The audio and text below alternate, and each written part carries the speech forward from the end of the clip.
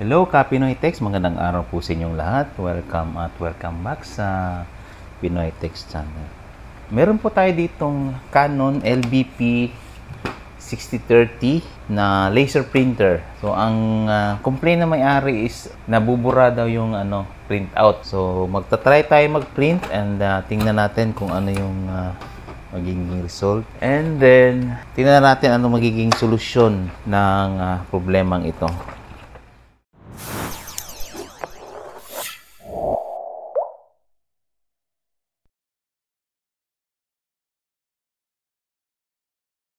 Okay, so mag-print muna tayo ng page.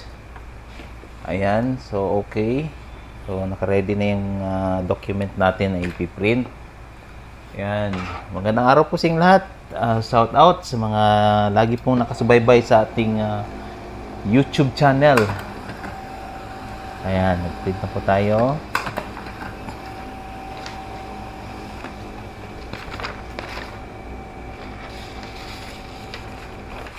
So, tingnan natin kung nabubura ba talaga. Ayan nga, medyo nabubura nga siya. Ayan.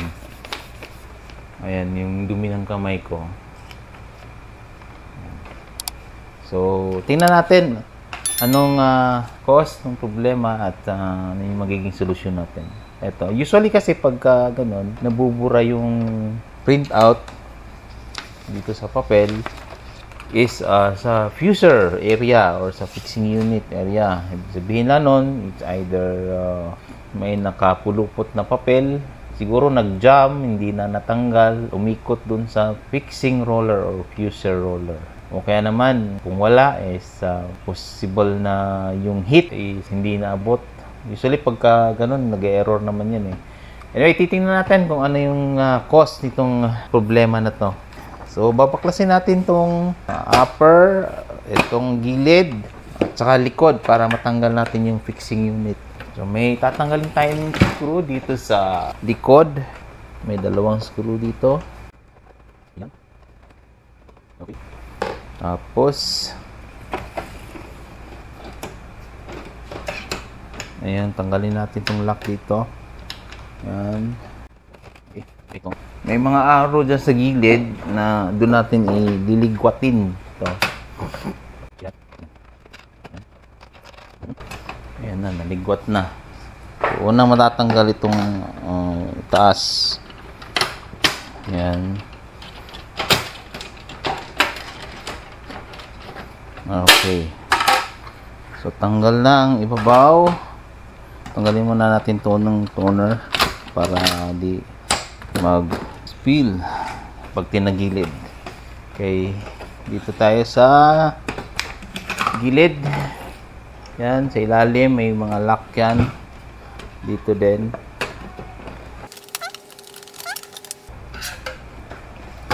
Ayan, so tanggal na.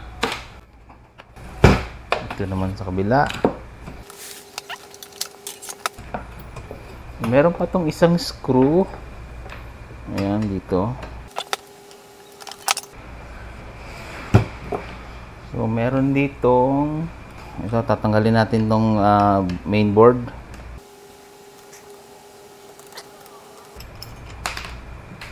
Nahulog kahit may magnet na. Okay. Ayan, so yung mga connector ng fusor unit, tatanggalin natin. So, unsnake the wires. So, meron itong tatlong screw sa fusor unit.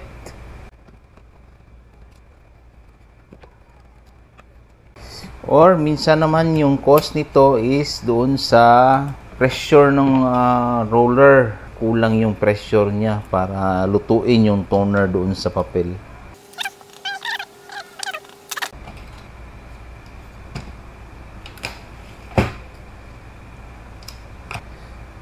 So far, okay yung fixing roller.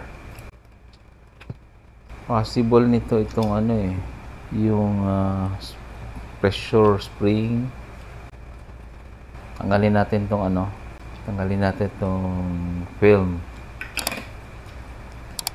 So, pwede rin sa ano na, sa fixing heater mismo. So, ayan.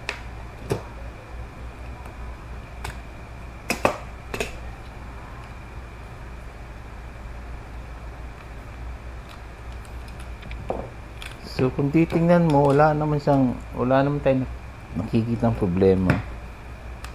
Yun nga lang, hindi niya naluluto yung toner sa papel. It's either makapal tong film na to. Parang makapal to ah.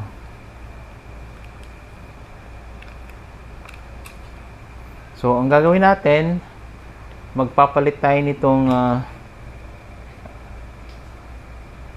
fuser assembly. O ito, kahit itong heater, basta't kung ano yung makita natin na source, papalit natin. So either buong assembly or itong fixing heater na with film. Tingin ko parang makapal masyado yung nailagay. Naipalit. Okay, so balikan natin pag nakakuha na tayo ng pamalit dito. Okay guys, so may nakuha tayong fuser assembly sa ibang printer. So ito yun.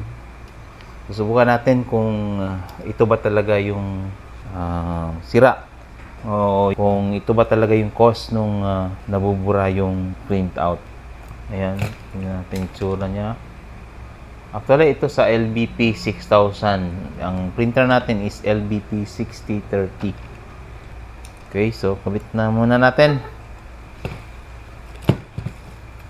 Titingnan mo yung magkaiba ng kulay yung film.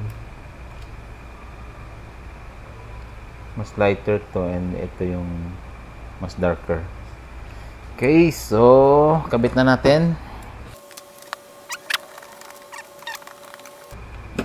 So, hindi sila magkapareho. Magkaiba ang 6,000.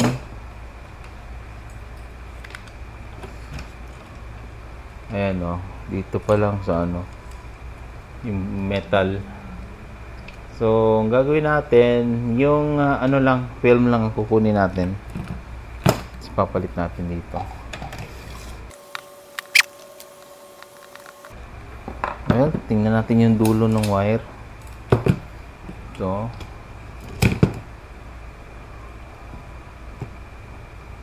Okay, same.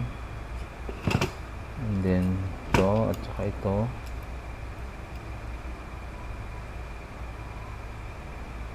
Okay, same. Okay, same. Same lang sila ng wire.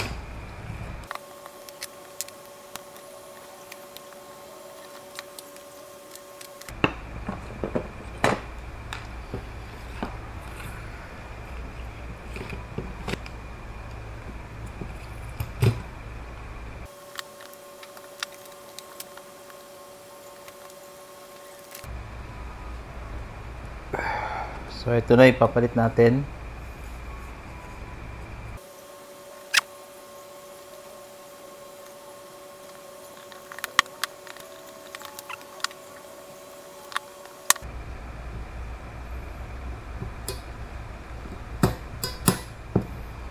Okay.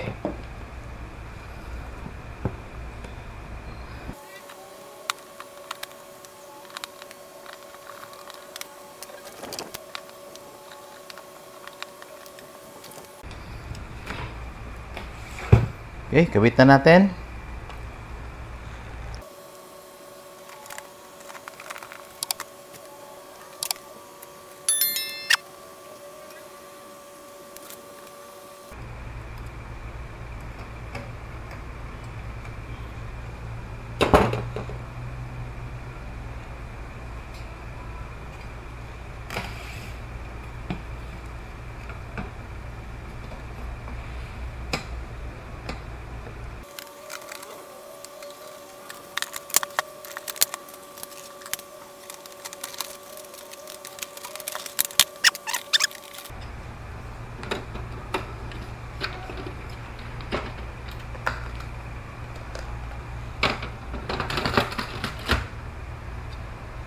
Oh my gosh.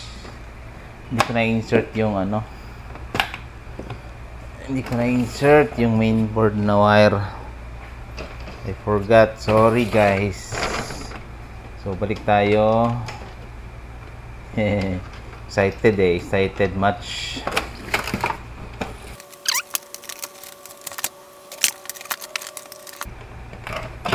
Yun oh. Ayun oh. Hindi ko na-insert. Ayan. Yan dapat.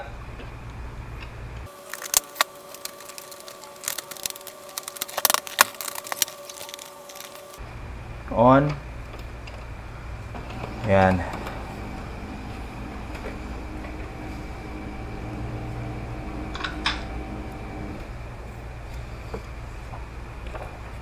Okay, try ulit. Tingnan natin. Print.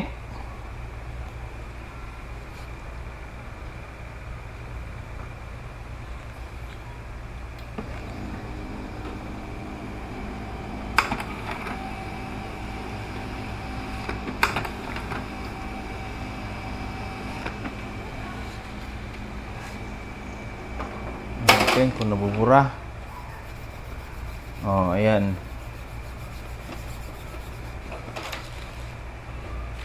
Ayos. Ayos, oh. So, yung kanina, ito. Tingnan natin na nabura yung portion dito, oh. So, ito na yung latest.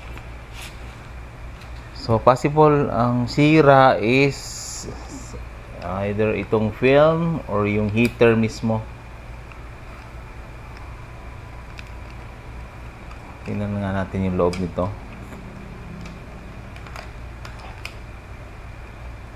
Tingnan natin loob, guys. Ayan. Tingnan natin yung heater. Ayan. Mukhang ano na, worn out na yung heater. So,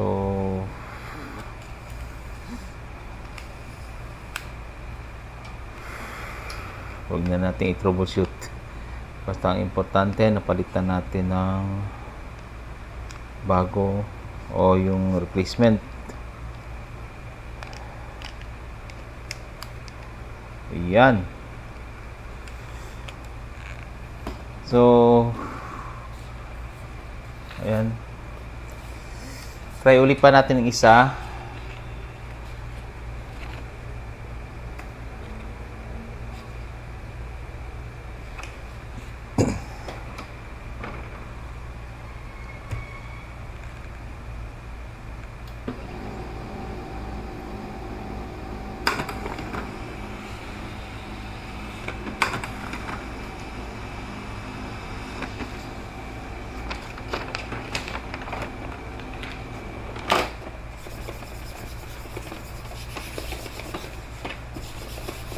Okay. So, yun lang po. So, ang problema is yung fixing heater o yung fuser unit. So, hope nakatulong tong video na to para sa mga, especially sa mga laser printer na gumagamit ng ceramic heater na film type. Meron yan sa HP and sa Canon. And then, kung nagustuhan nyo naman po itong video na to, mag-iwan lang po kayo ng like. At yung mga hindi pa po nakasubscribe, maaari po kayo mag-subscribe sa ating YouTube channel para tuloy-tuloy po ang ating pag-upload ng ganitong mga tutorial. Maraming salamat po. Hanggang sa muli, dito lang sa Pinoy Tech Channel. Bye-bye!